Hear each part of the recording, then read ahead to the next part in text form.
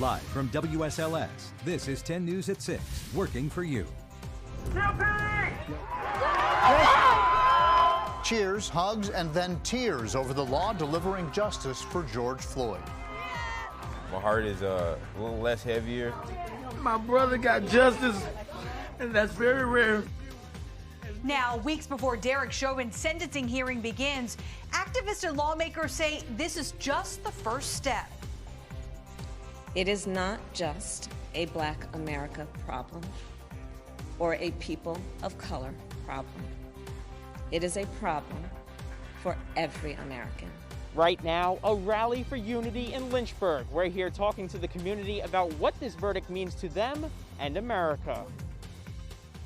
This was the reaction from people across the nation as the judge read Derek Chauvin's verdict, guilty on all charges. Good evening and thanks for joining us for 10 News at 6. I'm Lindsay Ward. I'm John Carlin. One day after this moment full of emotion, people are now getting to work on bigger police reform. Today, the Justice Department launched an investigation into the Minneapolis Police Department. It will include a review of policies, training, supervision, and use of force and accountability. Building trust between community and law enforcement will take time and effort by all of us. But we undertake this task with determination and urgency, knowing that change cannot wait. Chauvin's sentencing is expected to happen in 8 weeks. He faces 75 years. The 3 other officers charged in Floyd's death are expected to be tried together in August. They all face charges for aiding and abetting, both charges of second-degree murder and second-degree manslaughter. And though the verdict for Chauvin was swift and decisive, the hurt from this murder continues, and for some, that can lead to trauma fatigue.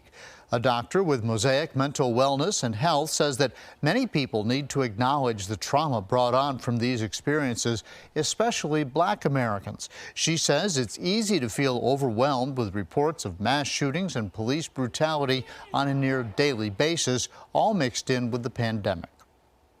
We all have dealt with societal trauma. Having it out there has normalized it.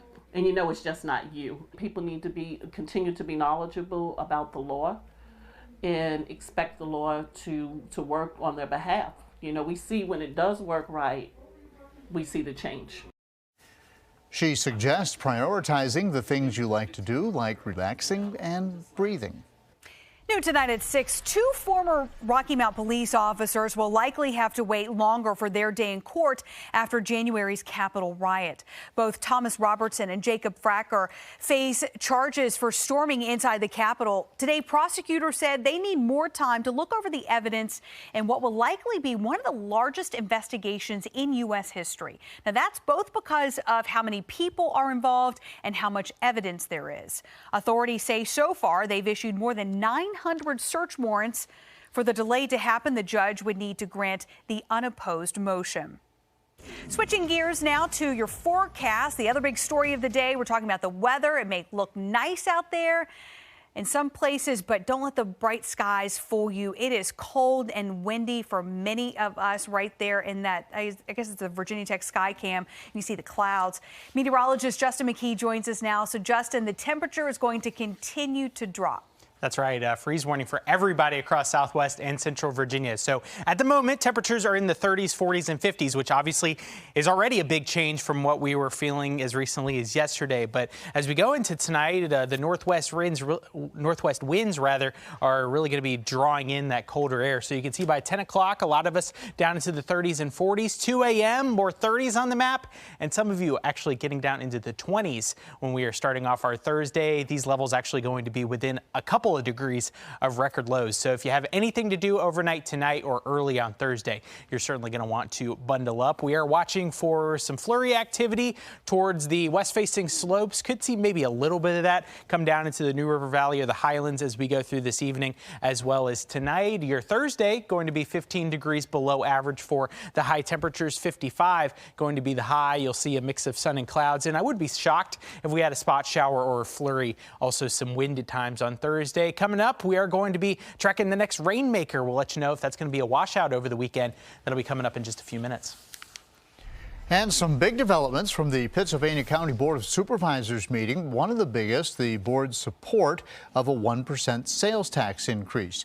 Now, you'll decide whether it goes into effect on your November ballot, but county officials say it'll be a small change that'll generate about $3 million each year. A lot of our schools in Pittsylvania County, especially our elementary schools, are decades and decades old, so they have lots of necessary maintenance needs with things like roofs and HVAC units that don't come cheap. So the purpose of this is to leave it up to the voters. The county also plans to unveil a paid 8-week summer internship. It will also rename a bridge in Blair's to honor William H. Pritchett, the first black supervisor and first elected official for the district. New at 6, starting in June, you'll have to pay more for water and sewer fees in Bedford. The Regional Water Authority approved a $2.53 increase for water and a $2.17 increase for sewer rates. The company says the move is an effort to gradually increase rates while still improving service. Virginia is set to become the first southern state to legalize marijuana. Today, Governor Ralph Northam was joined by other legislators as he ceremonially signed the bill. He says legalization will prevent over-policing and enforcement in disproportionately impacted communities. We know that marijuana laws in Virginia and throughout this country have been disproportionately enforced against communities of color and low-income Virginians. Legalization begins July 1st. Commercial sale begins in 2024. Later in sports, returning home to take over as head coach. What Radford basketball's new leader says about the job and what it means to him. Helping feed people in need. A new program is getting creative to do just that for people struggling with food insecurity. 10 News reporter Jessica Jewell shows us how Feeding Southwest Virginia is working to combat the growing problem. It's tough for many people living in rural areas to access grocery stores or even be able to afford food. That's why Feeding Southwest Virginia is now hitting the road, bringing food directly to people in need. The mobile marketplace made its debut Wednesday, turning a church parking lot into a grocery store. The new program will send 2 trucks stocked with groceries to already established food distribution sites. SNAP recipients will get the chance to buy all kinds of food at discounted prices. The focus is on underserved rural areas where there aren't many grocery stores and there is lots of food insecurity. Most in need, according to Feeding Southwest Virginia, Allegheny, Bland, Craig, Carroll, Pittsylvania, Wythe, and Wise counties. Do they spend money on transportation or medicine or food?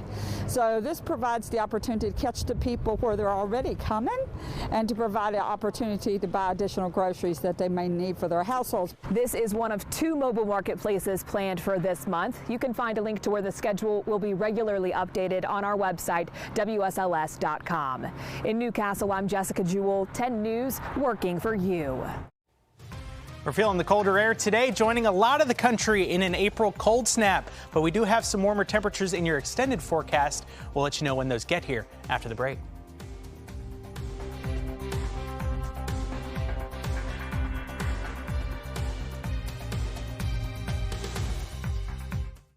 Your local weather authority, always watching and tracking for you from the JES Weather Center. We'll call it a mix of sun and clouds as we go into the evening. This is the view of our Roanoke, Virginia Tech Carillion sky cam. You can see the blue sky kind of peeking through some of the clouds. Some places a little bit brighter than others, a little bit more cloudy depending on where you are. And some folks, if you live closer to the west-facing slopes, Snowshoe, Quinwood, may even be seeing some snow flurries as we go into this evening. Those chances continue as we go into tonight. Big story of the day following our cold front has been the change in the temperatures. I was talking to one of our sports reporters earlier today, Brooke Leonard. She said it was 60 degrees when she started her day, but now in Roanoke, just 46. And you can see the best we can do across the area is about 54 in Danville. Further to the west, the temperatures have been falling quicker because, of course, the cooler air is coming from the west. So we're seeing the 30s right now across the New River Valley. Freeze warning effect for us here in southwest and central Virginia, but you can see other states like Michigan, Illinois, Indiana, Ohio, Kentucky, Tennessee, all under those frost freeze alerts. So it is a good idea to make sure you take care of your plants as you go into tonight. Anybody that has the garden started already this spring, we'll tell you some tips on how you can protect those coming up in just a second. Chance for a little bit of mountain snow along with that freeze warning overnight tonight. The low in Blacksburg all the way down to 28. The record low 25, so we're going to be very close to that. Roanoke 32, the low overnight. The same over in Lynchburg. Danville, you're going to be just a bit above freezing, but still under the freeze warning just in case that potentially could drop a little bit colder. Here's some tips for how you can protect that spring garden. It's a good idea to have breathable material if you are covering those. Plastic not going to be good for covering your plants. It's actually counterintuitive, but rain or any kind of watering of your soil actually holds the heat better, and that does a little bit to protect the plants. Last-ditch effort. If you can't do either of those other two things, you can bring the plants inside, make sure that they're going to be okay. 15 degrees below average for the high on Thursday. That average high about 70 degrees for Earth Day. We're going to see a slight warm up, but still below average on Friday. 59 with some rain on Saturday, and then the temperature starting to trend up as we go through Sunday and Monday, and that could continue into next week. Now, the Climate Prediction Center already forecasting above average temperatures for much of the eastern half of the country for next week. How does 80 degrees sound as we go into Tuesday, Wednesday? That is what we could potentially be feeling by the time we get to the middle of next week. But of course, before we get there, though, we have the cold nights ahead of us, and we are going to have some rain to deal with as we go into the later stages of your Saturday. So any sunshine on Friday going to be long gone by the time this storm system gets closer and closer to the region. And it looks like it could be a soaker to start off your weekend, but it does look like the drier air is going to move in by the time we get to the second half on Sunday. Here's a forecast for the next 24 hours. 32 the low overnight tonight. Possibility of some mountain snow. Still going to be kind of breezy tonight as well as on Thursday, and also chilly, a high of 55. Your extended forecast Friday a little bit nicer than tomorrow will be. We throw that rain into the mix with a slight dip in the temperatures on Saturday, but then everything really just going to be trending up as far as the warmer air is concerned. Monday, Tuesday, Wednesday going to be feeling really nice with some sunshine. We'll send things back over to John and Lindsay. A little over 24 hours after Derek Chauvin's verdict, the Lynchburg community is gathering for a prayer vigil. 10 News reporter Tim Harfman is live at Monument Terrace where the event is wrapping up. So Tim, what was the mood like there? Lindsay and John, as you could see behind me, the event did wrap up, but it was a rally for unity with a message of respecting everyone and for who they are. Now, we're told that the event here at Monument Terrace was planned regardless of the verdict. Now, earlier today, we spoke to members of the black community who told us of what that verdict means to them and to America. 87-year-old Doris Waller says Derek Chauvin's conviction brings a sense of accountability. They gave you the tone now to know that if someone does something wrong, that they, regardless of who they are, you can say, yes, I know you are guilty. But this member of Lynchburg's NAACP chapter says more work needs to be done. This is on a half step for us. Now we got to wait eight weeks to see how much time he's going to get. That's how many we spoke to from the black community felt before and as they gathered for a prayer vigil Wednesday. Hosted by the organization One Community, One Voice, it included faith and city leaders and the police department. Local NAACP chapter president Carl Hutchinson says he's relieved the trial is over and now it's time to move forward. And as president of the NAACP, I always remind our chapter that in the middle of the NAACP is the letter A, advancement. And we would just want to advance, not trying to be more than anybody else or less than anybody else. Local pastor and leader in Lynchburg's Black Lives Matter movement, Brian Moss, says that they want to work with local law enforcement. The community does not dislike or hate police officers individually. I think it's the system that we are frustrated with, and we would love to see that whole system change. His Aunt Brenda is with Moms Demand Action, calling for stricter gun laws. She says she was surprised by Tuesday's verdict. Of course you worry as a black person, because more often than not, the verdict does go the other way. And when the verdict came back guilty, again, you get a sigh of relief, but it's not a full breath. Now they're hoping there will be more accountability amongst police departments while building relationships with them. And that they will continue to make efforts and work towards.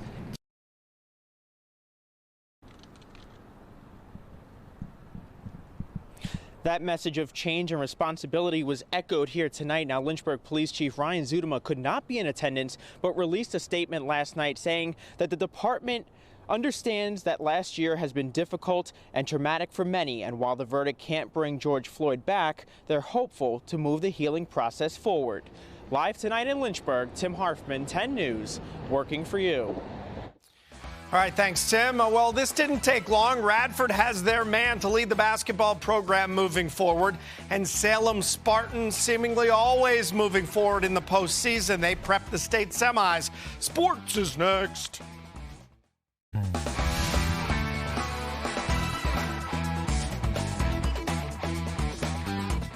Well, it was just Monday. Radford announced men's basketball coach Mike Jones would be heading to UNCG. 48 hours later, the Highlanders have his replacement. Our own Brooke Leonard introduces us to the new head man at Radford. Certainly an exciting day for Highlander athletics as they welcome back Radford native Darius Nichols to be their next head men's basketball coach. We officially welcome you back home.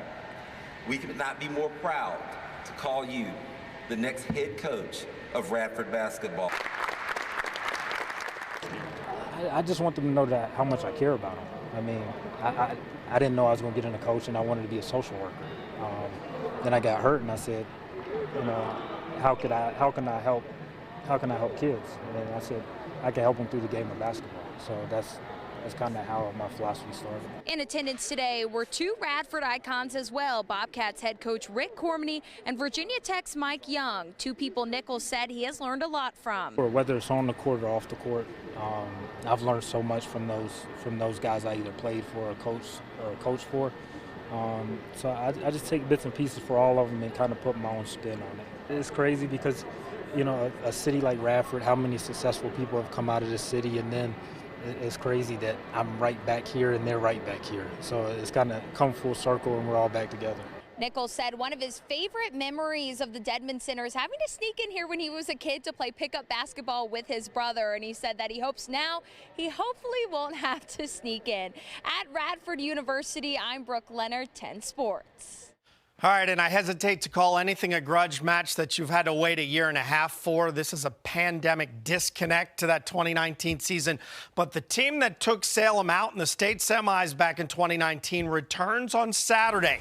The Spartans entertained 4C region champ 7-0 Tuscarora in the spring season state semi. The last time they played, it was a 36-20 Tuscarora win. But a pandemic and a lot of team bonding have occurred since. Salem checks in 8-0, the Class 4D region champs, and football aside, the close-knit nature of this team appears to be a Spartan strength. It's just that dynamic of brotherhood. You know, they're committed to one another, and a lot of that, actually, they grew closer from these pandemic conditions. You know, they love football, they love each other, they love their program, and a lot of them haven't missed a workout since July 6th. Well, we've been working since June of probably last year, and everybody's been putting in a lot of work. It's made a better bond for everybody on the field. It made everybody closer. Everybody's communicating, everybody can talk to each other, everybody's good friends. We're all fine with each other. Kick set for 2 p.m. at Salem Stadium on Saturday, guys. Back to you. NBC Nightly News coming up next. And we'll see you back here at 7.